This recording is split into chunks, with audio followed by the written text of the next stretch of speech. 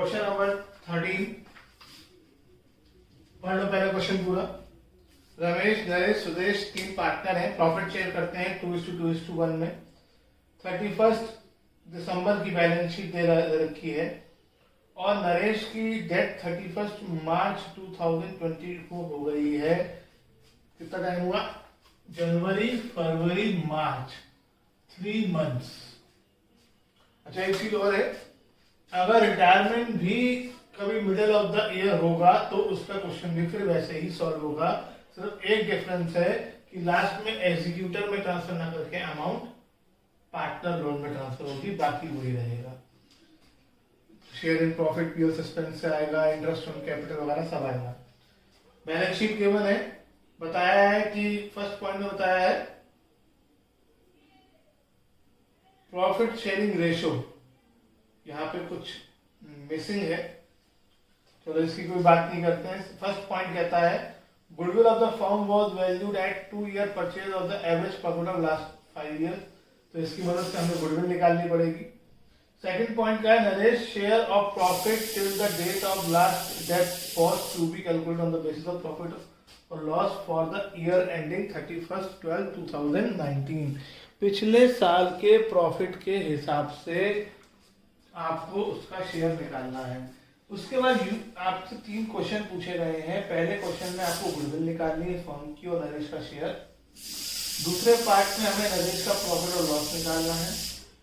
तीसरे पार्ट में हमें नरेश का कैपिटल अकाउंट ना बनाना है, तो हम तीसरे पार्ट में जनरल एंट्री करेंगे। तो ये बहुत इंपॉर्टेंट है, जो बहुत से बच्चे गड़बड़ करते हैं जब पार्ट में क्वेश्चन पूछे जाते हैं। तो एक एक करके हमें सॉल्व करना है। तो पहले हम फर्स्ट पार्ट करेंगे। अब इसको करने से पहले एक चीज समझनी है आपको, जब भी बैलेंस शीट में आपको P&L अकाउंट गिवन है, किसी क्वेश्चन, चाहे वो एडमिशन हो, चाहे रिटायरमेंट हो, चाहे वो डेथ हो, अगर बैलेंस शीट में P&L अकाउंट गिवन है तो वो उस ईयर का प्रॉफिट या लॉस है, उस करंट ईयर का। अगर जिस ईयर की बैलेंस शीट है, अगर लायबिलिटी में दिया है तो प्रॉफिट है, एसेट में दिया है तो वो लॉस है। आप देखें इस क्वेश्चन में एसेट साइड में एक P&L अकाउंट आपको दिया हुआ है, इसका मतलब लास्ट ईयर बिजनेस को लॉस हुआ है। तो जब गुडविल निकालने के लिए आपको एवरेज चाहिए होगा पिछले कुछ सालों का, तो हमेशा पीछे की तरफ जब चलते हैं तो जब पिछले 3 साल का प्रॉफिट ले रहे हैं तो पिछले 3 साल का मतलब उल्टा जाएंगे। 2020 चल रहा है तो 19, 18 और 17 लेने, यानी पिछले ईयर का प्रॉफिट तो आपको लेना ही लेना है, लॉस तो आपको लेना ही लेना पड़ेगा हर हालत में। तो गुडविल के लिए आपको कहा है कि एवरेज प्रॉफिट ऑफ 5 ईयर देना है। तो एक तो आपका बैलेंस शीट वाला हो गया और 4 आपको और चाहिए। तो अगर आप क्वेश्चन में पढ़ेंगे तो आपको आगे 4 ही प्रॉफिट दे रखे हैं। तो वर्किंग नोट की जरूरत नहीं है आपको। आप पहले एवरेज प्रॉफिट निकालेंगे। तो एवरेज प्रॉफिट निकालेंगे गुडविल निकालने के लिए। पहले आपको एक बैलेंस शीट में दे रखा है, बाकी एडजस्टमेंट में है। फर्स्ट एडजस्टमेंट में 50,000, 80,000, 110 और 2,20,000। और क्योंकि वो बैलेंस शीट में एसेट साइड में है तो वो लॉस हुआ -1,60/5। यह आ गया 3,00,000/5 यानी 60,000, लेकिन ये एवरेज प्रॉफिट आया। अब गुडविल निकालेंगे। 2 ईयर परचेज है,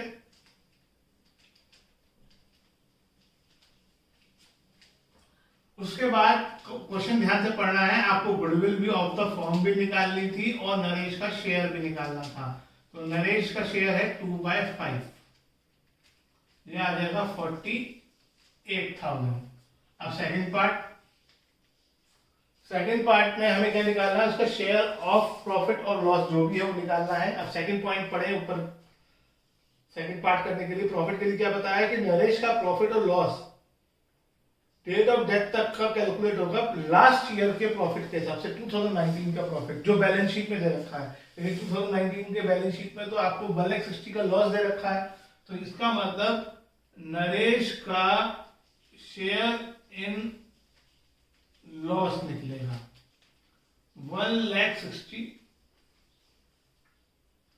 मैं इस कितना टाइम इसने काम किया 3 months, और इसका शेयर कितना है 2/5। ये बात आपको ध्यान रखनी है, शेयर और टाइम दोनों कंसिडर करने हैं। 3 4 12, 2 से काटा 2, 2 5 10, 16,000 का शेयर इन लॉस आ गया। तो ये हमारा सेकंड पार्ट भी हो गया। अब थर्ड पार्ट में जो भी आप पार्ट कर रहे हैं, पार्ट नंबर डाल के करें, सीक्वेंस आप चेंज कर सकते हैं, कोई दिक्कत नहीं है, लेकिन जनरली क्वेश्चन उसी सीक्वेंस पे पूछे जाते हैं जिस सीक्वेंस में आंसर देना पॉसिबल हो, और जिसका भी आंसर दें उसका पार्ट नंबर जरूर डालें। ये बहुत से लोगों को क्वेश्चन नंबर नहीं डालना आता है एग्जाम में, उनको नहीं समझ में आता है कि कहाँ पे 1 2 3 क्वेश्चन नंबर है और कहाँ पे वो क्वेश्चन नंबर नहीं है। ध्यान से पढ़ें। अब जनरल एंट्रीज करते हैं, स्टार्ट करते हैं। क्या रिवॉल्यूशन कुछ है? नहीं है। फिर लायबिलिटी साइड में डेट डालो, यहाँ पे कब डेथ हुई है इसकी 2020 March 31। General reserve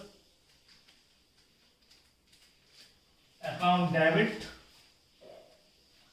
to partners कौन कौन है? Ramesh, Naresh, Suresh. Ramesh capital account, Naresh capital account, Sudesh capital account. कितना है जनरल रिजर्व? 30,000। रेशो है 2:2:1, 12 12 6 being general reserve distributed. Asset side में P&L अकाउंट है। बहुत से स्टूडेंट एग्जाम में इस P&L अकाउंट को नहीं बांटते, वो कहते हैं सर हमने इसका यूज कर लिया। हमने सिर्फ इसकी मदद से शेयर एंड लॉस निकाला था। इसको आप जब तक एंट्री में आप P&L अकाउंट को क्रिएट नहीं करोगे, इसका कोई इस्तेमाल नहीं। हमने वर्किंग नोट्स में सिर्फ 1,60,000 को यूज किया, P&L अकाउंट को नहीं। तो इसे हम राइट ऑफ करेंगे। तो Ramesh capital account debit, Naresh capital account debit,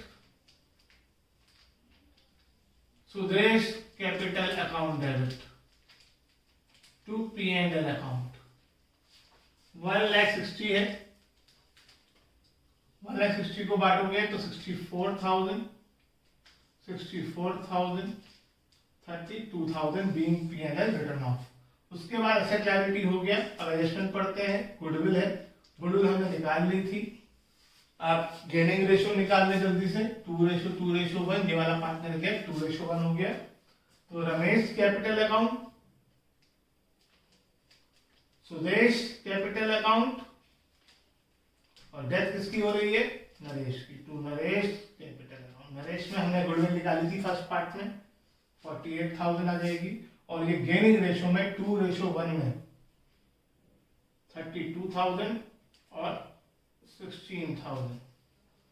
उसके बाद प्रॉफिट देने की बात हुई थी, वो भी हमने निकाल लिया था सेकंड पार्ट में, लेकिन लॉस था। तो हम प्रॉफिट की जो एंट्री कर रहे थे उसकी उल्टी हो जाएगी।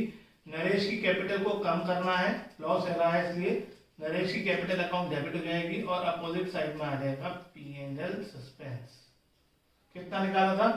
16,000 being loss of disease partner given. उसके बाद लास्ट एंट्री नरेश का अकाउंट क्लोज करने की, नरेश के कैपिटल को डेबिट कर दोगे और सारी amount Naresh executor loan account में ट्रांसफर हो जाएगी। अमाउंट कैसे निकलेगी? सबसे पहले बैलेंस शीट में देखो नरेश के अकाउंट में कितनी अमाउंट है? 3 लाख है। यहां नरेश डेबिट हुआ है, क्रेडिट सॉरी, प्लस यहां डेबिट हुआ है माइनस का 64 प्लस का 48 और माइनस का 16,